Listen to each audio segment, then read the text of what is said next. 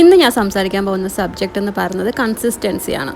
അപ്പോൾ ഇന്ന് എൻ്റെ 100 ഡേ ചാലഞ്ചിലെ 25th ഡേ ആണ്. ഞാൻ അങ്ങനെ സക്സസ്ഫുള്ളി ക്വാർട്ടർ പോർഷൻ കംപ്ലീറ്റ് ചെയ്തിരിക്കണം. അപ്പോൾ കൺസിസ്റ്റൻസി എന്ന് പറഞ്ഞാൽ സ്ഥിരത. നമ്മളെല്ലാ ജോലിക്കും ഒരു സ്ഥിരത ഉണ്ടെങ്കിൽ നമ്മൾ തീർച്ചയായിട്ടും സക്സസ്സിൽ എത്തുമെന്നാണ് പറയുന്നത്. നമ്മുടെ ഏതൊരു തുടക്കവും നമ്മൾ കണ്ടിന്യൂ ആയിട്ട് ചെയ്യുകയാണെങ്കിൽ നമ്മൾ വിചാരിച്ച ലക്ഷ്യത്തിൽ എത്തുമെന്നാണ് സാധാരണ പറയാറുള്ളത്.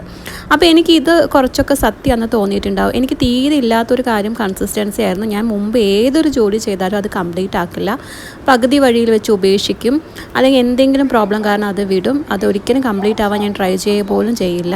അങ്ങനെ ഒരുപാട് എൻ്റെ എഫേർട്ടുകൾ, എൻ്റെ ഒരുപാട് തുടക്കങ്ങൾ ഞാൻ പകുതി വഴിയിൽ വെച്ച് ഉപേക്ഷിച്ചിട്ടുണ്ട്.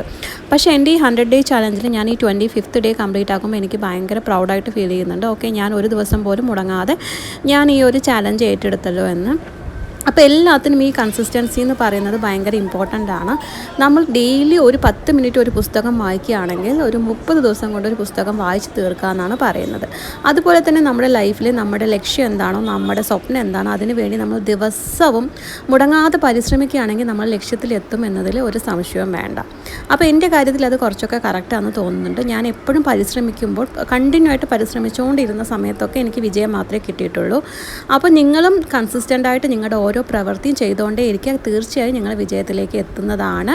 അപ്പോൾ ഏതൊരു ജോലി തുടങ്ങുമ്പോഴും ഏതൊരു എയിമിൽ നമ്മൾ എത്തിപ്പെടണമെങ്കിലും കൺസിസ്റ്റൻ്റ് ആയിട്ട് നമ്മൾ കാര്യങ്ങൾ ചെയ്തുകൊണ്ടേ ഇരിക്കുക, തീർച്ചയായും അത് നിങ്ങളെ വിജയത്തിലേക്ക് കൊണ്ടെത്തിക്കുമെന്നാണ് തോന്നുന്നത്.